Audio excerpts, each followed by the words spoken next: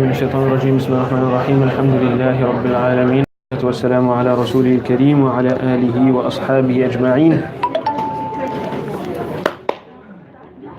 رب اشرح لي صدري ويسر لي أمري واحلل عقدة من لساني يفقهوا قولي اللهم أخرجنا من ظلمات الوهم وأكرمنا بنور الفهم وافتح علينا بمعرفة العلم وسهل أخلاقنا بالحلم واجعلنا ممن يستمعون القول فيتبعون أحسنه اللهم اجعل أعمالنا خالصة لوجهك ولا تجعل فيها حظا لغيرك وصل اللهم على سيدنا ونبينا مولانا محمد وعلى آله وأصحابه أجمعين والحمد لله رب العالمين.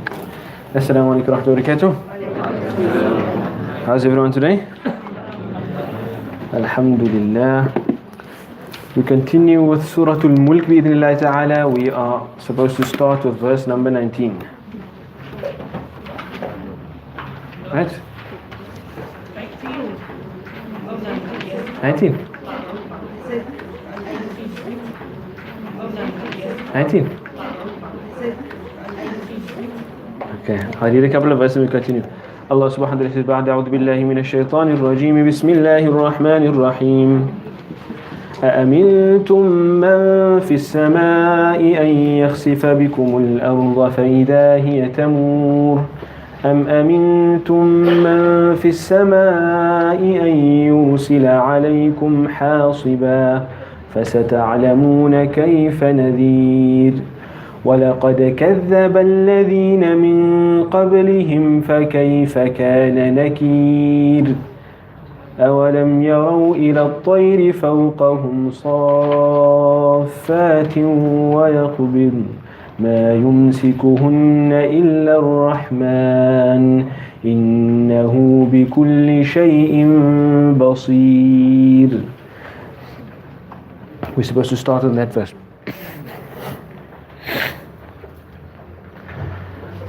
Allah subhanahu wa ta'ala was busy mentioning some of his favors upon us in the verse just before the one that I started reading today. هو الذي جعل لكم الأرض ذلولا فامشوا في مناكبها وكلوا من رزقه وإليه النشور. Allah is the one that made the earth, flat for you that you may walk. So walk in its pathways and eat from its provisions, and to Him you will be resurrected. Then Allah asked, do you feel safe from His punishment? And He asked it in two different ways. Both of them are rhetorical questions to tell you that that being that has all power, you shouldn't think that He doesn't have the ability to take you to task for that, to make you taste the consequences of those actions. Then Allah said, وَلَقَدْ كَذَّبَ الَّذِينَ مِنْ قَبْلِهِمْ فَكَيْفَ كَانَ نَكِيرٌ. If you want to prove to that, just look at prior nations, how they denied and how they were destroyed. But then in the verse that we're starting with here, Allah mentions a favor of His again. Allah mentions another verse of His qudra, His ability in creation again. So the Mufassirin, Ibn Ashur mentions that this verse, it's like following on from the verse, what's that verse? هو الذي جعل لكم الأرض ذلولا. It says it's like following on from there. Allah's telling you another of His favors. So He told you a favor there, then He inserted something into the discussion and He mentions another favor here. Why does He do this? Just to show, just to bring the discussion back to His qudra again. So all the time Allah subhanahu wa ta'ala is having this discussion about His qudra in light of the year, punishment in the year after, but at the same time in light of the benefits that we derive from it in this life. So the discussion doesn't go too long in terms of punishment in the year after or consequences of actions in the year after, but Allah subhanahu wa ta'ala constantly brings it back to shows of that qudra in this life and how we benefit from it. Right? So here Allah subhanahu wa ta'ala mentions a specific favor. What is that? Or specific manifestation of His qudra in creation.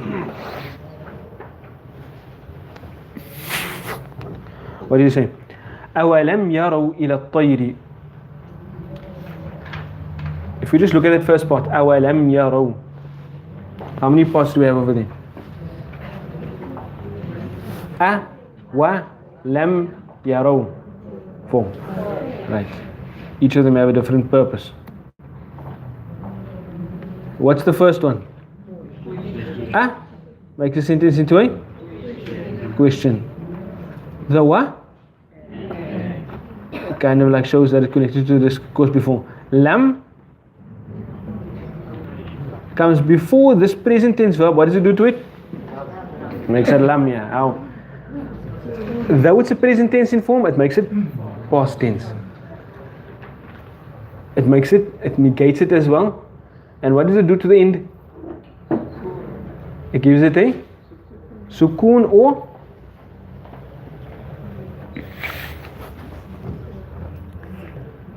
either gives it a sukoon or makes the noon fall away. Isn't it? Either gives it a sukoon and causes the noon to fall away, except for the feminine plural. Mustn't forget that sort of stuff. Right. So this verb here is actually, the verb is yara. It's a weak letter verb.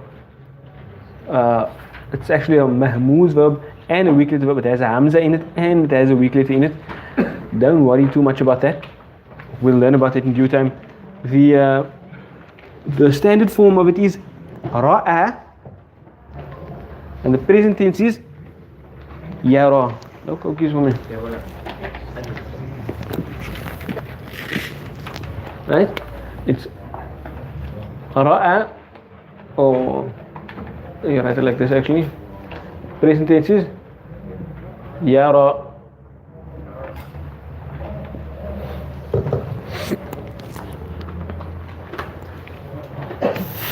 It means to see. This word actually comes with a number of meanings. It can mean to see physically, it can mean to see with your mind's eye, and it can also mean to see in your sleep, like a dream. Right? And it has three masadir.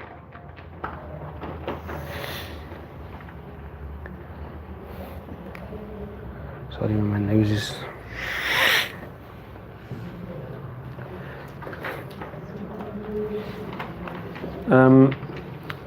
So the standard form is yara. The dual, oh, we don't do the dual, right? So yara, then the plural is yarawna. Yarawna. Here we have what? Yaraw.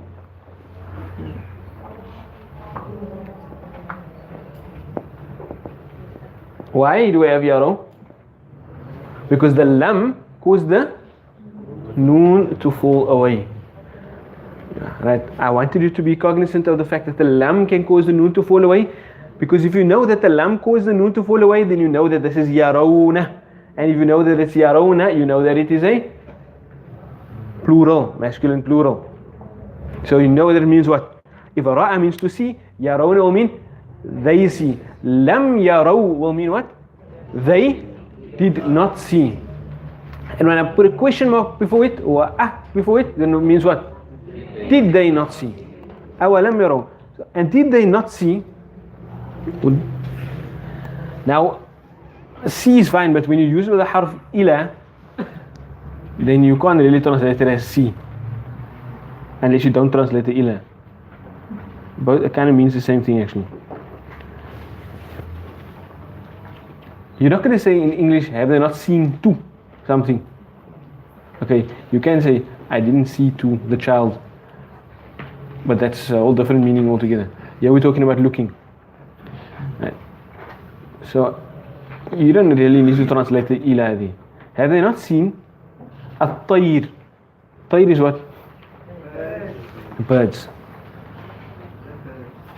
The birds. This word here, tayr, refers to birds.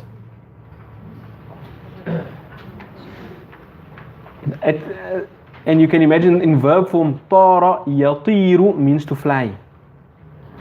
Right, so a tayr is the thing that flies, referring to a bird.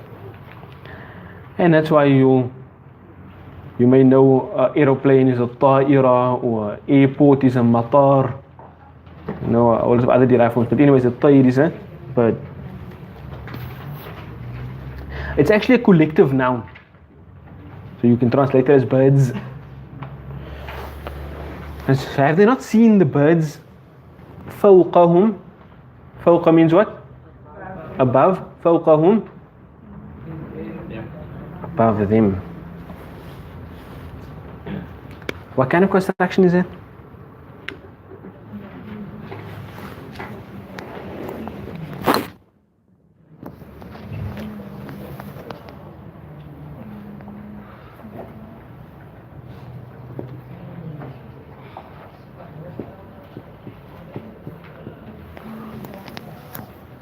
That's a dhamir there, right? Dhamir can either be attached to a ism, fi'al or harf. If it's attached to a fi'al, then it's the maf'ulun bihi. If it's attached to a harf, then it's a ismul majroor. If it's attached to a ism, it's a mudafun ilayh. Always, isn't it? So what is this over here? It's mudafun ilayh. But this is a concept that you will still learn about. Usually put a of between the two words.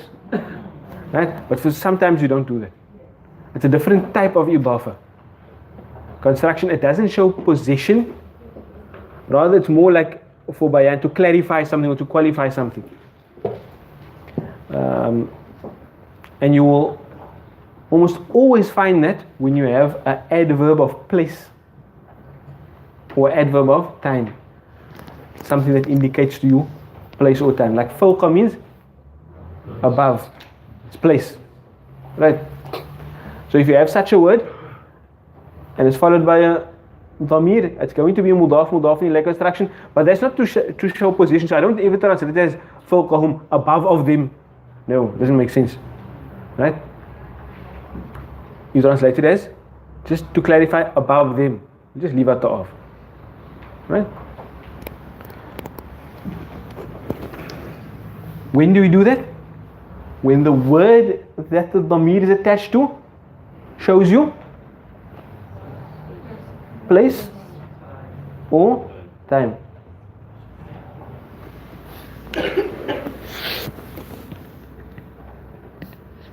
So Allah subhanahu wa ta'ala says, have they not seen the birds above them?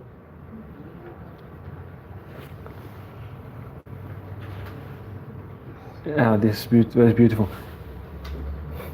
صافات ويقبضن. صافات ويقبضن. صافات means what? The root letters of this word is صف. صاد fa. It usually means to put something in a line, to order something. But here it will mean to expand the wings. What kind of word is it? Ism, fi'al or harf? Definitely not a harf. Is the ism or fi'al? So ism, how do you know? There's a tanween. Good. Okay. And yaqbidna is the ism or fi'al or harf? Fi'al. You can see it as that ya at the beginning in one of those things. It's on the form of a fi'al.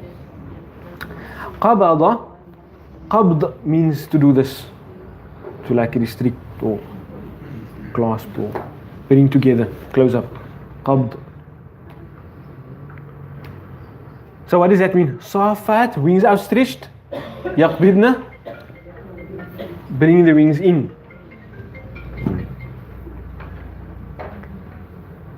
This is what we call itnab in Arabic. Allah subhanahu wa ta'ala is explaining stuff in detail,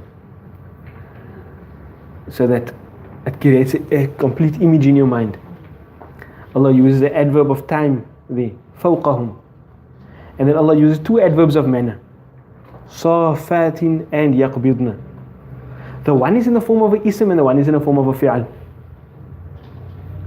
Very nice. This is what we call balagha. Yeah.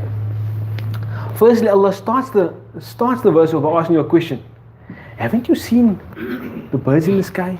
Not in the sky. Have they not seen the birds above them? You can see birds on the floor as well. You can see birds on the floor as well. But you see, most of the creatures that we encounter them on the ground. So Allah subhanahu wa ta'ala specifically asked them, have you not seen the birds above them? Because this is showing you the birds in a different condition while they are flying. And that's a condition that not most creatures aren't able to do that. Yeah, you get some insects and stuff like that, but they're not necessarily as majestic as birds flying in the sky. So it's in a state that most creatures cannot find themselves in. So Allah asks us to think of the bird in that state. The birds when they are above them. Then Allah subhanahu wa ta'ala gives us two adverbs of manner. What states is Allah asking us whether we see the birds in? When they are sarfatin, I told you, expanding their wings, wa yaqbidun, contracting their wings. The one Allah mentions in the form of a ism, and the other one Allah mentions in the form of a fi'l. There must be a reason for that. Allah doesn't do this stuff for no reason. Right? So what do you know about the ism? About the meaning of an ism?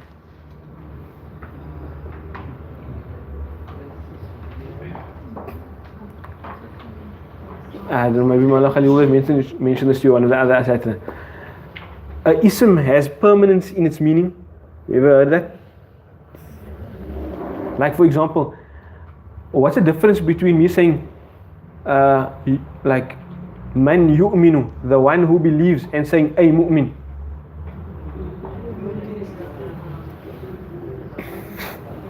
The word mu'min is like there's permanence in that quality attributed to that person. But man yu'min, that's time bound. Like a fi'al either has to be madi or mudari. That's time bound. The ism isn't time bound. So when Allah subhanahu wa ta'ala mentions here about the bird that is safatin, this is a part of speech that you haven't actually learnt yet. That word is in nasb. That's in nasb because it's what we call hal or adverb of manner. Right? It's telling us like the state of the birds when they are in the sky. So the state of the birds when they're in the sky is that what's the status quo? What's the norm when the birds are busy flying? Wings in or wings out? Wings out. So to explain the state of wings out, Allah gave the meaning of permanence there, as if the norm when they're flying is that their wings are out, and just from time to time they contract. So because that one is like time bound, it just happens from time to time. Allah uses a fi'al. Like to a person that understands Arabic deeply, this paints like a very vivid image in his mind of that bird flying. It's more, he gets an image of the bird soaring. He gets an image of that bird soaring, like just gliding in the sky, from time to time contracting its wings. It's a very vivid and a very beautiful image, powerful image that most creatures, it's a state in which most creatures can't find themselves in. And then Allah subhanahu wa ta'ala asks the question. So firstly, just one, in terms of the language, you can see the word choice is very precise. Allah could have said qabidatin wa yasfifna, like switch it around, but then the meaning would have been the opposite, as if the normal state would have been wings in. But the fact that Allah subhanahu wa ta'ala chose to word it differently, it shows the precision in the usage of the Arabic language and the word choice, and also how that translates into a vivid image in the mind of the reader. It's part of the aesthetics, the beauty of the Quran. So Allah asks, أَوَلَمْ يَرَوْا, it just makes the whole thing more wondrous also. Because the normal person when he's writing, he'd use the fi'al for both. Right? You'd use the verb form for both. If you're going to use your hal, you're going to have the one as a fi'al, the other one as a fi'al as well. But here you have an ism and a fi'al. Just the break in flow alerts your mind to something. So Allah subhanahu wa ta'ala says, أَوَلَمْ يَرَوْا إِلَى الطَّيْرِ فَوْقَهُمْ صَافَّاتٍ وَيَقْبِضْنَ. And just listen to the word. That word there, if you know tajweed, you have to pull it. There's a mad lazim there. صَافَّاتٍ وَيَقْبِضْنَ. You have to pull it 6 Fools. أَوَلَمْ يَرَوْا إِلَى الطَّيْرِ فَوْقَهُمْ صَافَّاتٍ وَيَقْبِضْنَ. So even just the sound of it, gives you that like a bird gliding, like hanging there or something. Allah. It's just all that I'm doing is just pointing out to you that the Quran is beautiful on every level. And this is like one small example in passing. Like every verse, you'll find stuff like this. I mean, one day when we do Surah Hud, I'll give you a verse in which the Mufassirin say, some count that in that verse there's 21 points of rhetoric in one short verse. Other scholars say there's about 40 points of rhetoric in one verse. Now, like if I use one figure of speech in a language, okay, I'm eloquent. To put 21 in a verse, that's not normal. And that's actually why I mention that, because that's actually why, the Arabs bought into the Quran because of its beauty. And you can only really appreciate that, with understanding Arabic. Reading a translation, you miss all that. But inshallah, in due time, young Padawans will get there. Allah subhanahu wa ta'ala. أَوَلَمْ يَرَوْا إِلَى الطَّيْرِ فَوْقَهُمْ صَافَّاتٍ وَيَقْبِضْنَ مَا يُمْسِكُهُنَّ إِلَّا الرَّحْمَنِ. Now after creating this wondrous image in your mind, then Allah subhanahu wa ta'ala tells you, مَا يُمْسِكُهُنَّ إِلَّا الرَّحْمَنِ. أَمْسَكَ يُمْسِكُ means to withhold or to hold something there. Allah subhanahu wa ta'ala says, مَا يُمْسِكُهُنَّ, does not hold them. That ma, what kind of ma is that? Negation, how do you know? Because I translated it like that? Okay, you should tell me other reason. Why? Why? But ma before maldi is negative. La before mudari' is negative. So something else tells me that this ma is a negative ma. Because of that illa. If you see a ma followed by an illa, then you know that ma is a negative ma. Ma yumsikuhunna illa. And we'll see what that means. The verb is amsaka yumsiku. Did you do more babs? Only 1 and 2. Okay, this one is number 4. Ma yumsikuhunna, does not hold them. The hunna refers to what? Hunna means them, it's a feminine plural pronoun. It's referring to the birds. Does not hold them illa ar-Rahman, except ar-Rahman, the most merciful one. Now, whenever you see that, listen up, whenever you see that you have a ma followed by an illa, that ma, just in terms of its Arabic meaning, that ma is a ma of negation. But if you want to, you can understand the ma plus the illa together as only. Right? Maybe you make a line under the ma and a line under the illa. Ma plus illa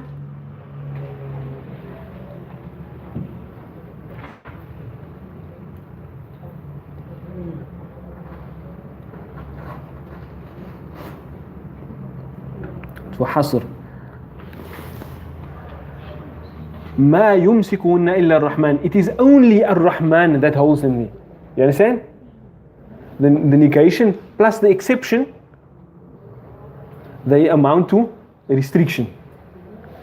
ما يمسكهن إلا الرحمن. It is only the most merciful that holds them there. Now we may be thinking, hey, but I know now we've learned more about science. We know there's gravity. We know all of those things.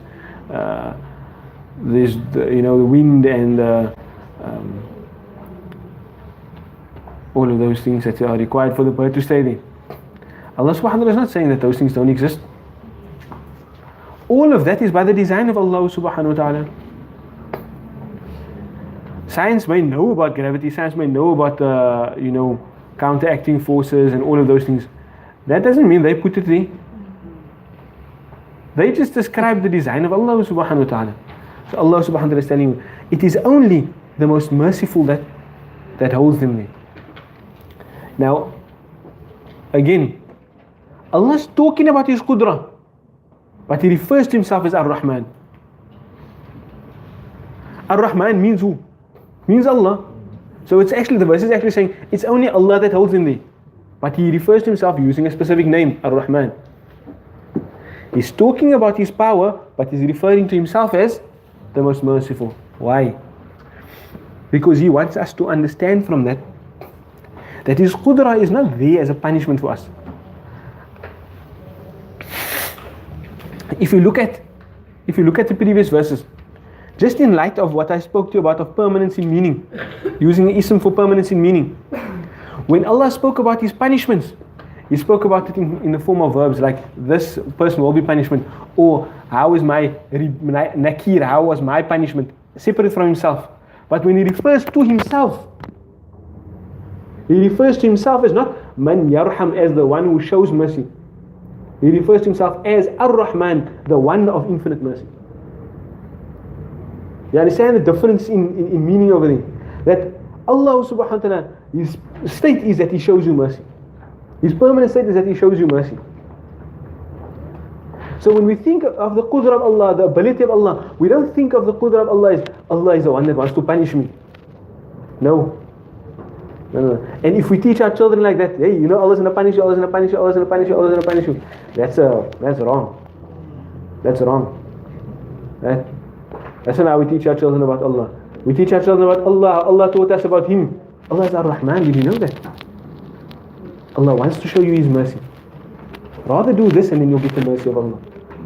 So sometimes, when the kid is too naughty, brother. But so Allah subhanahu wa ta'ala, He refers to ourselves by Allah refers to Himself by that name to show us the permanence of that meaning in relation to Him, and for us to think about His Qudra in light of that name. It's only the most merciful that holds Him there. إِنَّهُ بِكُلِّ شَيْءٍ بَصِيرٍ. إِنَّهُ indeed He بِكُلِّ شَيْءٍ He of, usually translated as with, but I'm translated as of, yeah. كُلِّ شَيْءٍ. كُلِّ شَيْءٍ means what? كُلِّ, every شَيْءٍ, thing, everything. Basirun, all seeing. Indeed, He is of all things all seeing, meaning He sees everything. So what? Our time is up, but I just wanted to just put that in light of the rest of the surah. After speaking about punishment in terms of an occurrence, like a once-off thing for certain people, etc., Allah subhanahu wa ta'ala brings the discussion back to us thinking about His Qudra in light of His mercy. And that should be the norm in our thinking. May Allah subhanahu wa ta'ala make it such. And let that be our conception of Him. We're in there for now. وَجَزَاكُمُ اللَّهُ خَيْرًا وَآخِرُ دَعْوَانَا أَنِ الْحَمْدُ لِلَّهِ رَبِّ الْعَالَمِينَ.